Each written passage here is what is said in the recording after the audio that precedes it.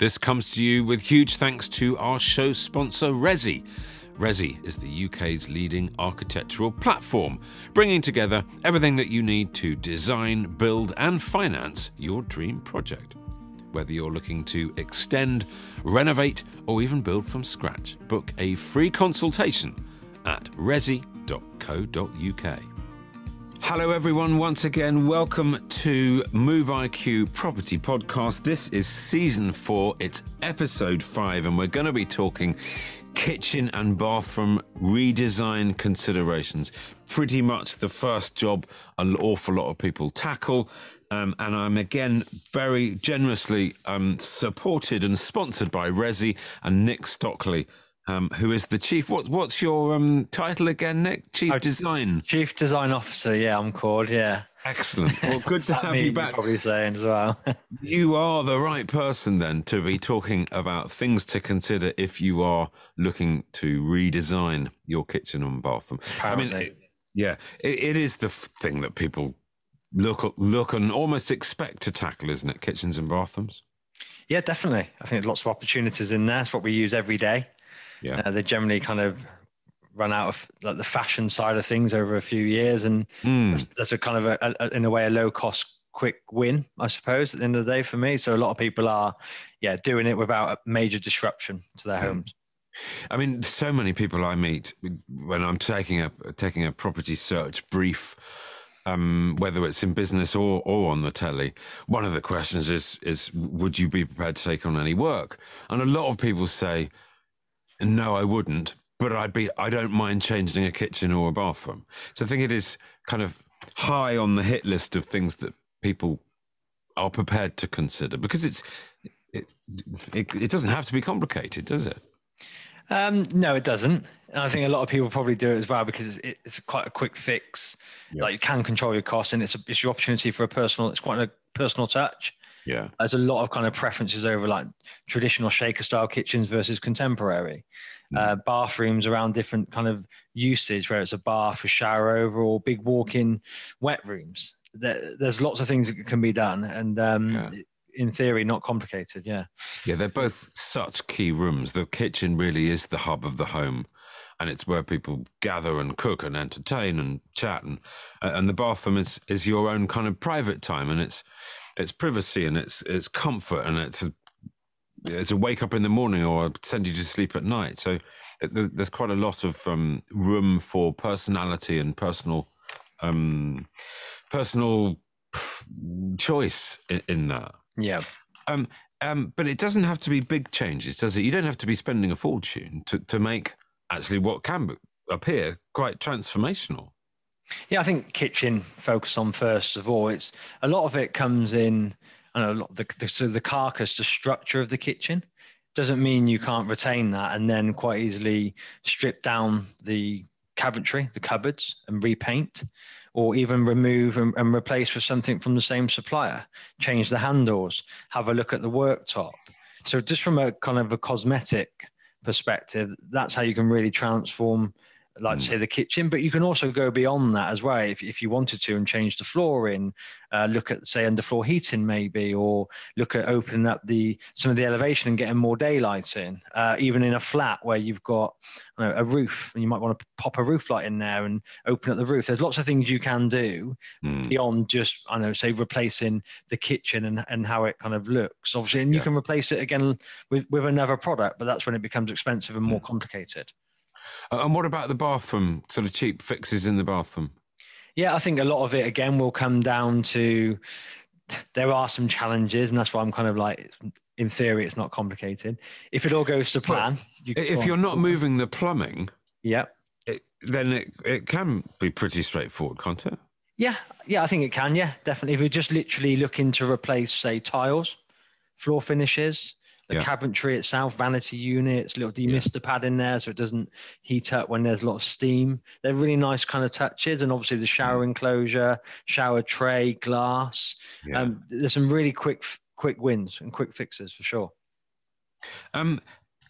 I've been wanting to ask you this question for a while. But trends and fashion, because kitchens and bathrooms, well, they're like, it is fashion, and and popular choice moves and evolves in the same way it does with haircuts or Yeah. men's suits or whatever. Things change. How long is a kind of cycle of a kitchen or a bathroom, do you think? I think over the last, so I've been in the industry for around circa 20 years now, and I think there is fashion, but there's a lot around the fashion's kind of is stated. Like, for example, a kitchen with shaker was decided and implemented 20 years ago, and well before that, and it still is being used. The colors might be slightly different, or the products available on the market. And it's the same with contemporary. That's kind of coming in more so, but it's quite a strong statement. And a lot of people are putting that in and have been for the last 20 years. So I think we've got to a point now where the product and style, unless there's something new dramatically that comes out, I can't see any of this going out of fashion very quickly. Okay. For me. Okay, no, that is a good answer because both the kitchen and bathroom have practical uses. You need to be able to wash, you need to be able to cook and store things. So actually, beyond that, it is the style and it's the colour and the finish rather than actually technology as well, Phil. There's a lot of technology advances now, aren't there, around setting a cooker to cook when you're not there, and I know even like bathrooms and TVs and all the different bits of equipment out there. That's more fashionable for me. Yes. I was staying in a hotel that was, I guess it was over a year ago, and it was an Indian run hotel. I couldn't work the loo. The loo needed, it did so much. A manual, it needed a full-on manual, which I didn't have. Otherwise, it would have been great fun. In the kitchen, are islands still as popular as they were? Yeah, for sure. I think a lot of it is about it's a bit of a wow statement. It can quite easily be incorporated in, say, a breakfast bar or even dining tables, and now being connected to islands where the work surface runs down, quite a kind of a beautiful kind of design feature, and also being used for storage. It gives some good functionality in there, but it also defines for me soft and hard furnishing can dictate how you use a space. So the likes of an island can actually create separation in, say, an open plan environment, but it kind of defines where you travel, where you go, where you see. Do you see what I mean? So I think some of this is about also the internal kind of use of the layout as well. So much choice, and it is all subjective. We can knock it back and forth between us till the cows come home, but actually it is personal choice as to how you like it, how you wish to live, how you wish to entertain your friends. But you've also got to keep in mind on resale and ceiling price and all that kind of thing. Yeah, definitely. I think also, like, I don't know, things like bathrooms, the wet room, the low profile shower trays, they're stunning. They are beautiful design features. And if you want someone or yourself to be able to use a space that you know has been designed, you can tell the difference between someone that knows what they're doing versus a quick fix, for example. And it doesn't necessarily mean it's going to cost you more money. So I think that if you look at someone like a Resi or an interior design or something along those lines, you might spend a little bit of money on their input, but the outcome and even some of the value they're going to get in the products available on the market for you can kind of pay for itself.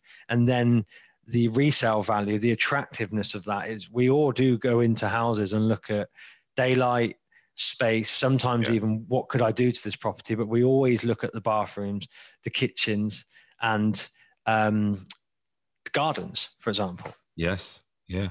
I've noticed what seemed to be a trend, and I wonder if it's come to an end now. But developers seem to be putting in far too many ensuite bathrooms. Every bedroom had an ensuite bathroom. You got a 4-bedroom house with 4 ensuites. It seemed to me a bit overkill. That you then had 4 bathrooms to clean. Does a 5-year-old really need an ensuite bathroom, given that the bathrooms are taking up square footage that could mean bigger bedrooms somewhere else? But I wonder, post-COVID, whether that trend may have concluded and we're going to see less bathrooms and more office space. Any thoughts on that? Any of your clients at Resi talking about that kind of thing? Yeah, I think the sheer quantity of consultations we provide, we certainly look at trends, behaviours, and adapt our kind of communicational or educational pieces to suit the change. I think a lot of people are now coming to us saying, where could I have a work from home office? Yeah. How could I design my space to be more adaptable? Can I put some sliding pocket doors in, or whatever it may be? Because obviously people are reading up on stuff, and this is the fashion. I think when it comes to en-suites, it is great to have an en-suite, but it needs to be designed in proportion. It needs to be designed with function in mind. And unfortunately, you quite often see that the bedroom is compromised just to shove an en-suite in the corner with no window. Yeah. Which then you go and buy it, and in 2 years' time, you've got issues with moisture, for example, and a compact space. Yeah. So I think design a floor plan where the master or the bigger double rooms will have an ensuite. So you've got guests coming over, or friends, or I don't know, a teenager who wants their own space. Keep that in mind when you're reconfiguring, but don't compromise on square meterage, because what I do know working with estate agents as well is that can actually devalue the property. Because you're better. Well, you're better off having 4 double bedrooms with 2 en suites, well designed with plenty of square meterage and wardrobes, versus 4 double bedrooms with 4 en suites, and 2 of those bedrooms are actually squeezed in. Yeah, it can devalue. So you've got to be very careful around the design decisions that you make and what you do to your home. Great advice, as always. Thank you, Nick. And I hope everybody listening and watching it found it as useful and interesting as I did.